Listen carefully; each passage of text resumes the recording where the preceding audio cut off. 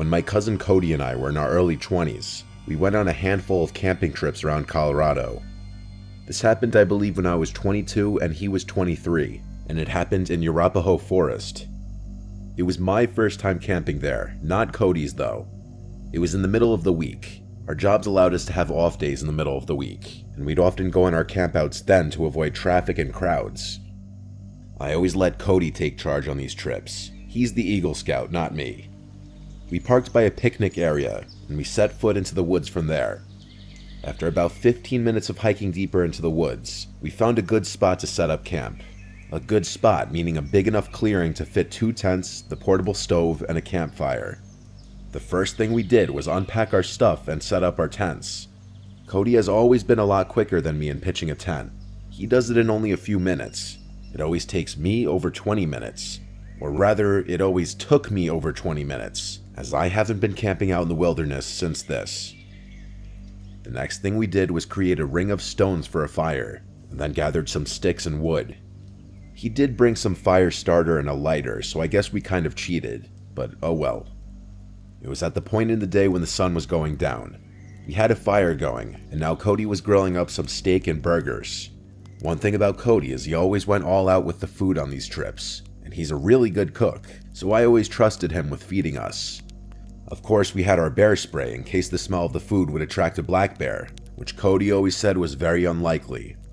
He always says the real thing you gotta worry about in the middle of the woods is other people. As we ate our steak and burgers, we cracked open some beers and had some classic rock playing on the speaker. If you've never been camping, you don't understand how good of a vibe moments like this are. In the wilderness with a friend or family member and some beers, reminiscing about good times and vibing to music. As it got dark, we started playing card games on this little folding platform table we brought specifically for cards. After playing more traditional card games, we started playing Uno, and this was when we heard something out in the woods. I paused the song on my phone so that the speaker would go silent. It was clear now. We heard a person humming and footsteps from beyond the trees in the pitch blackness of the forest. Cody urged me to find the flashlight. I tried, but by the time I found it, the sounds had faded away. I asked Cody if that was something to be concerned about, and he said it definitely was unusual for someone else to be this deep in the woods, let alone creepily walking by a campsite with an active campfire humming loudly. I was a bit shaken, and I saw Cody was too. We went back to playing cards with the music much lower now. When we least expected it, a big stick landing in the middle of our campsite made us both jump out of our skin. It didn't fall from a tree. This thing was thrown at us by someone. Cody started yelling something along the lines of, "Whoever's out there messing with us, get a life and f*** off." And then, footsteps could be heard once again in the distance. They were walking away from us. I said we should pack up camp and move somewhere else. He said absolutely not in the dark. We both had bear spray, and he advised to just keep it next to me in my tent when we go to sleep. It was the closest thing to ranged self-defense weapons we had. We kept hearing sounds like tree branches cracking in the distance, sounds that you would never expect an animal to be making. Someone was out there, maybe multiple people, that much was clear. We had to go to sleep eventually, so we agreed that maybe we should take turns staying up to keep watch to make sure that no one comes to our campsite and steals anything, or worse. Cody agreed to take first watch. He said he'd stay up and read his book. So I crawled into my tent and then my sleeping bag and went to sleep. Waking up in the middle of the night while camping is normal. You're in a cold, outdoor environment in an uncomfortable sleeping bag. Any number of things could wake you up. I didn't yet know what woke me up. I was still in a fog. My brain didn't feel fully woken up yet. I looked up and saw a head peering into my tent. It looked like Cody. I rubbed my eyes, but really it was the darkness that was preventing me from seeing anything of his face. I said, "Cody?" thinking he was waking me up to take my turn of keeping watch. I said groggily, "Is it my turn?" I stared at the head peering at me in my sleeping bag, slowly growing more awake every second. Then I heard the zipper to the tent quickly zip up, and his head disappeared. I laid back down in my sleeping bag, but only for a second. I suddenly had some weird moment of clarity, where I shot to an upright position and listened as the footsteps walked away. "Cody," I said. He didn't answer. I unzipped my tent to peek out to the campsite. The fire was dead. Cody wasn't out there. I went over to Cody's tent, which was zipped up. I unzipped it and looked inside to see Cody fast asleep in his sleeping bag. I got chills, goosebumps, whatever you want to call it. I almost shit myself at the realization. I started shaking him awake, and when he finally awoke, I told him someone's here, at the campsite. It took him a minute to come back to reality just like I did, but when he did, he grabbed his bear spray. He said he must have dozed off while reading. He said I should sleep in the tent with him tonight, but to do that, I'd need my sleeping bag. He came outside of the tent with me and stood watch as I ran to my tent to grab my sleeping bag. In my tent, grabbing my sleeping bag, I heard that goddamn humming again from outside. I grabbed it and Cody whispered at me to hurry up. I said, "You hear that too?" He said yes. We both got back in his tent and zipped it up, with our cans of bear spray by our sides. I tell you, in those moments, I wanted nothing more than for a bear to come and save the day. The hours dragged on as I stayed up while Cody slept. After 3 long, horrible hours, I woke him up and we switched. When Cody woke me up, it was almost dawn. There was light outside. So we packed everything up, and by the time we were done, there was plenty of light to hike back to the car. While we could have driven somewhere else and had another night of camping elsewhere, neither of us were feeling it anymore. This was a haunting experience, and I think we both just wanted to be in the safety of our houses. It's been 6 years since this happened, and he's hit me up a few times since then about camping, but I haven't really had interest since this experience. People are just too scary. Why was someone out there stalking our campsite? And the sight of that person's head in the dark, just looking into my tent, it was straight up from a nightmare. I may never go camping again, honestly.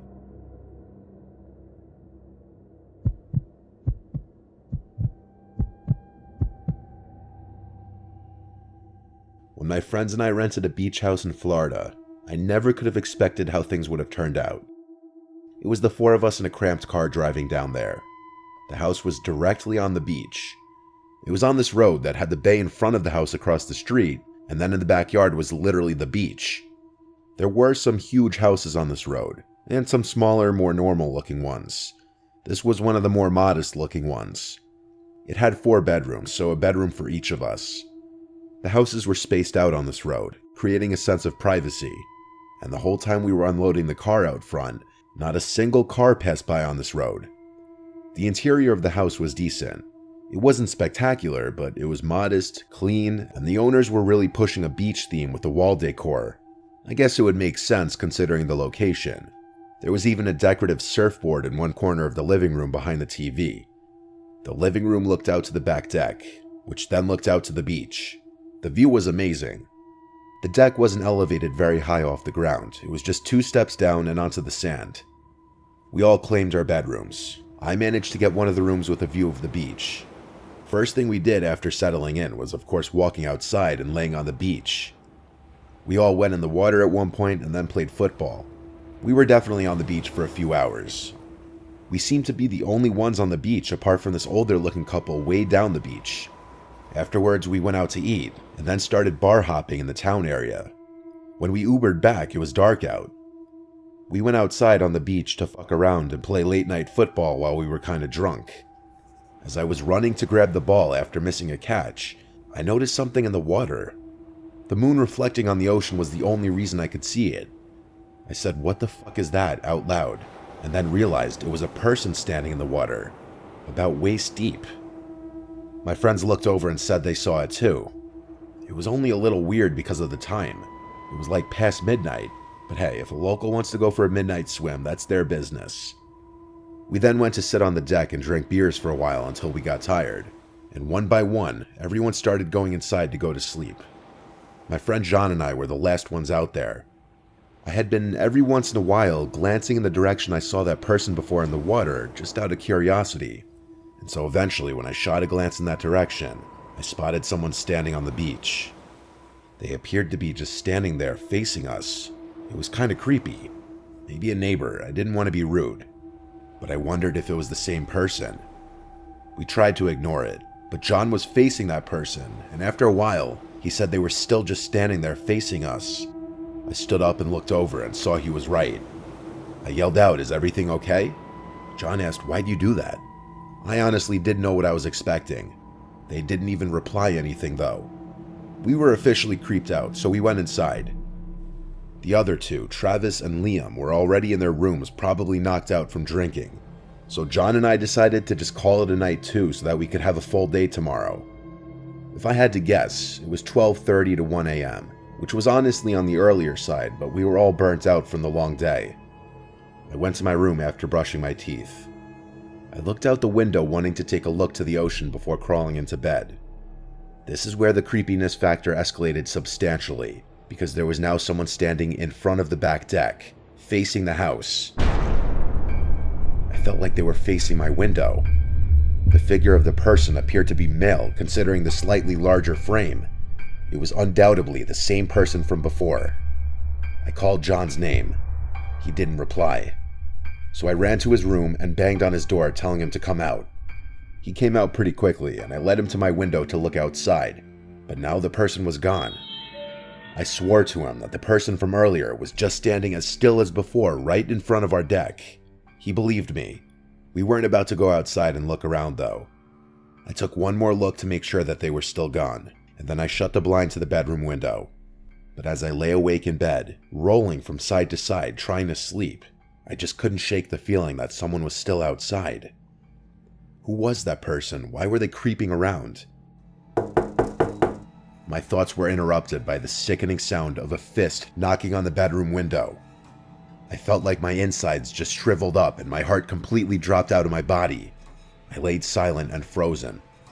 Moments later, another light set of knocks on the glass. I didn't dare lift the blind though. I couldn't gather the courage to. I almost yelled, "Who is it?" but I stopped myself. Instead, I ran out to the living room, screaming for everyone to wake up. Everyone, one by one, came out of their rooms. No one was at the window when we checked. All four of us went out to the deck and turned on the lights to the deck. We looked out onto the beach and didn't see anyone. We also checked the front and sides of the house. No one. John and I had to explain to the other two what they missed when they fell asleep. We kept the backyard lights on that night. The next day, John and I went to the two nearest neighbors and asked them if they had also experienced someone knocking on their windows or doors. One of the neighbors told us a genuinely freaky encounter he had a week earlier. Someone knocked on their door in the middle of the night, and when he asked who it was, they wouldn't answer and just kept knocking, so he didn't answer the door. I'm not sure if it was connected, but if it was, that just makes this even scarier. We spent the rest of the day on the beach, exploring nearby towns, and hitting bars. Nothing happened that night. We left the next day. I still wonder what I would have seen if I had lifted the blind.